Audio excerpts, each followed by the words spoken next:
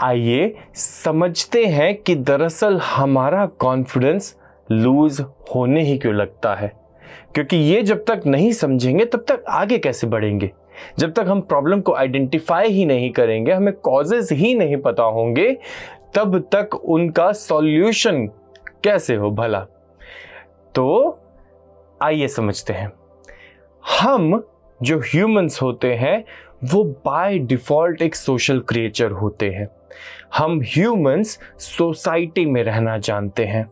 अब जब हम सोसाइटी में रहते हैं तो हम अपने इर्द गिर्द लोगों को भी देखते हैं। हम ये भूल जाते हैं कि जीवन में सदैव हमसे ऊपर भी कुछ लोग रहेंगे और हमसे नीचे भी कुछ लोग रहेंगे। हम नीचे वालों को तो इग्नोर कर देते हैं, हम देखते हैं केवल और केवल अपने से ऊपर के व्यक्तियों को जो हमसे किसी भी मामले में ऊपर हैं।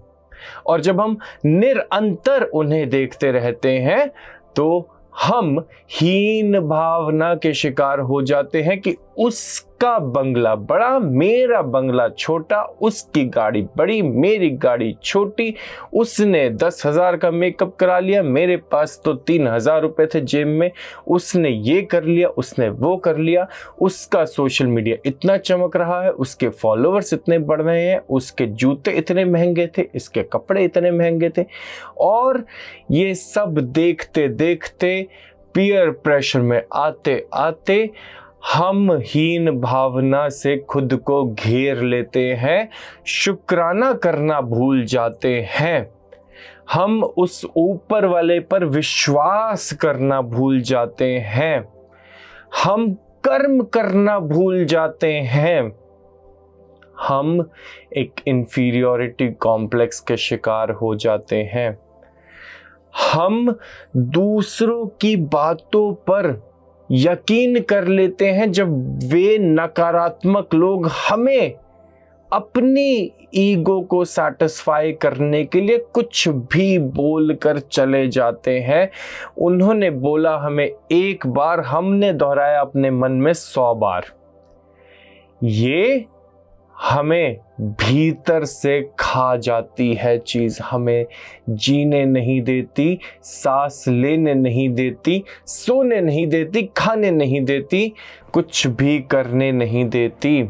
हमें जिन लोगों के पर्सपेक्टिव से कोई फर्क नहीं पड़ना चाहिए, उन लोगों के विचारों से भी हमें फर्क पड़ने लगता है।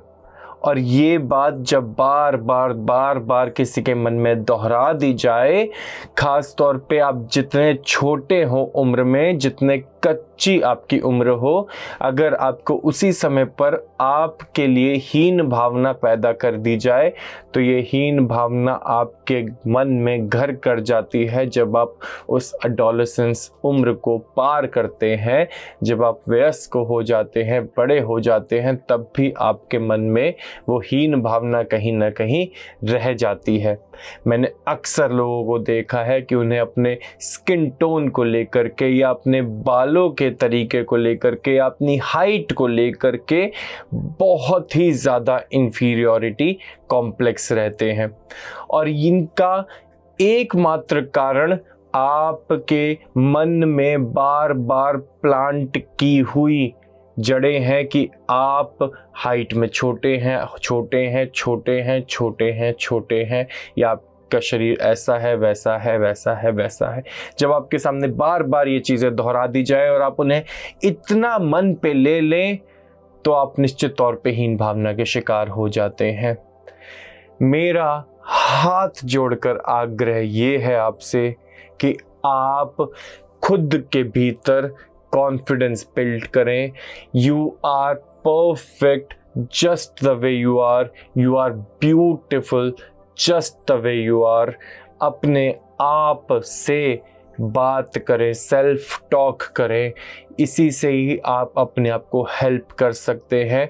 दुनिया कुछ ना कुछ तो अवश्य कहती रहती है, दुनिया का काम है कहना।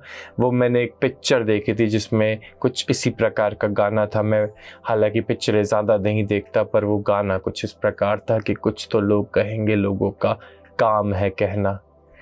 मेरे को इस मौके पर एक और उदाहरण याद आ रहा है जो मैं आप सभी के साथ साझा करना चाहूँगा। दो व्यक्ति थे, पति और पत्नी, घोड़े पर बैठ करके रेगिस्तान पार कर रहे थे। लोग कुछ आए, कहते कितने अत्याचारी पति पत्नी हैं, इतने धुत रेगिस्तान में बेचारे घोड़े पर अत्याचार कर रहे हैं। दोनों उतर कर घोड़े से पैदल चलने लगे।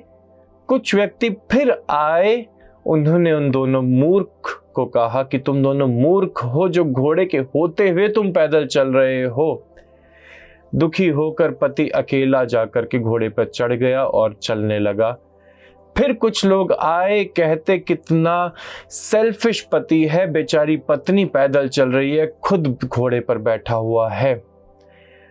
दुखी होकर उसने पत्नी को बिठा दिया और खुद पैदल चलने लगा। फिर कुछ व्यक्ति आए, कहते कितनी अत्याचारी पत्नी है, कितनी सेल्फिश पत्नी है, खुद बैठी हुई है और पति बेचारे से मेहनत करवा रही है।